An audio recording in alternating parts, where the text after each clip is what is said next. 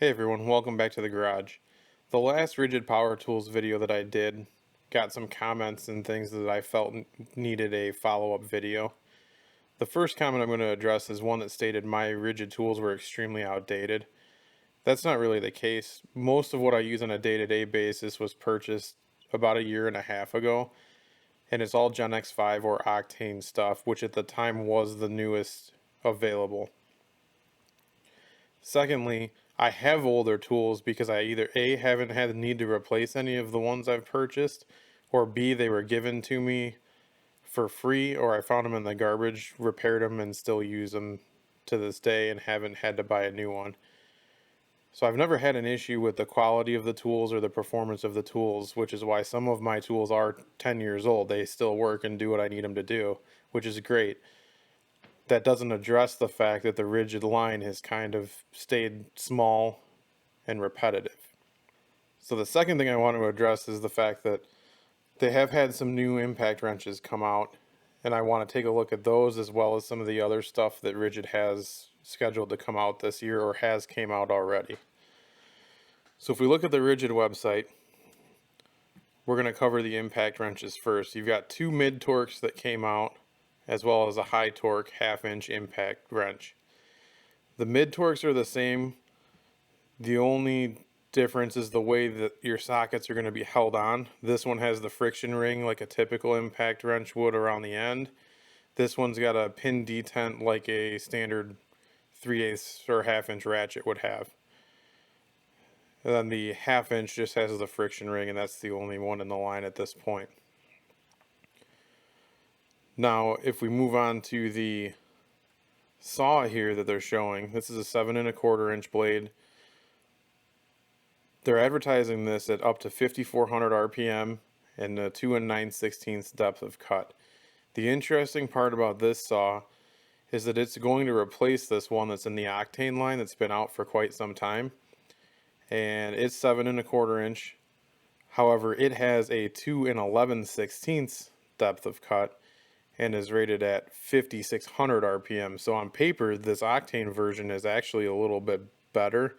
We'll have to see as the reviews come out if anyone compares the two, but I found that kind of interesting. And as we move through this list, these brushless ratchets all have come out at this point. So the 3/8 is rated at 55 foot-pounds, and that's actually pretty decent. It retails for $179 for the 3/8. If you look at the DeWalt, it's rated at 70 foot-pounds, but it's $199. And then the Makita is rated at, I believe it's only 35 foot-pounds, and it's $159. So for the price, it's actually looks like it's going to be decent on performance. And then the 1/4 inch is $179 as well, I believe, at 45 foot-pounds. And then the half-inch is going to be $199 at 60 foot-pounds. So Ridgid actually positioned themselves quite well with this line. It is getting into that DeWalt and Makita price range, which is something to consider if you're looking to go to a new tool line. And as we keep moving here, we've got a brushless grinder that's coming out. Not really a whole lot bad to say about this, other than I'm not a fan of the paddle switch versions of grinders. All mine are just a slide switch. Now here's something that they're finally coming out with that I was looking for quite a while. This is a dual port simultaneous charger, meaning it'll charge 2 batteries at the same time. And then this charger is 6 batteries, and it charges them one after another, but that's still nice because you have one charger you can put 6 batteries on, and as one charges, it'll move on to the next one. So that can really save you some space with these Ridgid chargers on your shelves. And here we get into the problem. This is exactly what I addressed on the last video. We're coming out with another 18-volt speaker here and another 18-volt speaker here. So you got 2 more radios coming out in a line that's already got, I believe, 3 different speakers. And then on top of that, we're getting more flashlights. This is a 400 lumen trigger style, similar to the one that I've got. This is a panel light style that pivots as well.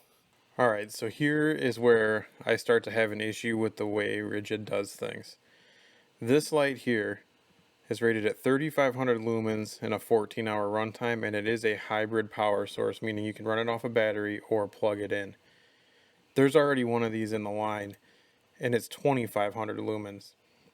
Same thing though, you can plug it in and it runs off a battery, and it's 14 hours on a battery. Ridgid has this tendency to have something in the line, they slightly improve it, and then call it a new tool. In my opinion, it's not, on a light like this, you're not going to really notice an extra 1000 lumens. It's not meant to be a bright spotlight, it's a floodlight. Is that difference enough to make you run out and buy this new version of this light? For me, it would not be. I wouldn't go buy the same light with different plastic and 1000 more lumens. Now, I do understand that AEG has a lot to do with this. If AEG is updating their line, that's who makes the Ridgid tools. If they're updating their line, then Ridgid either has to come out with that in their line, or they just don't have one at all. So I understand that they need to do that. It's just, you hate to see the research and development and everything go into something like this versus a new tool in the line that they're lacking. Same thing with this spotlight. There's already a spotlight in the line that does 2500 lumens. This one's 3200. Is that enough to make you run out and buy this light? For me, it's a no. Now here's where things start to get a little more interesting. They're finally coming out with a heat gun. It has a 900 degree temperature, up to temp in 10 seconds, and you can get 20 minutes of continuous runtime out of it. So that's something useful that the line doesn't have. Here's the infamous vacuum replacement. This is going to replace the one that's already out. Again, the last one has horrible reviews, so they probably did need to come out with a new one of these for the people that wanted a small handheld vacuum. Here we've got a fan, again another hybrid tool, runs off a battery or plugs in, but there is already one of these in the line, and the new one is going to have more speeds and move more air. However, it's a fan. So here we have the stapler, and this is what I'm actually the most excited about. When we moved into this house, we ended up getting chickens, and I didn't have an option for a cordless staple gun. I'd either run the extension cord out halfway across the yard to use my electric one, or I had to use a mechanical, old Arrow hand style one. And after doing that for a good part of the day, your hand will start to hurt.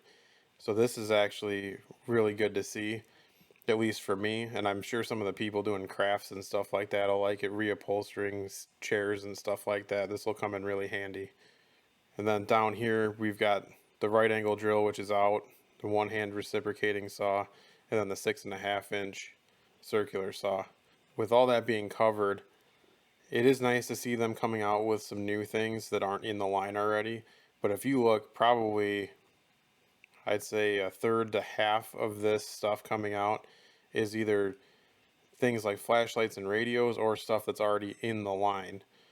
I mean, you can do with that information what you want.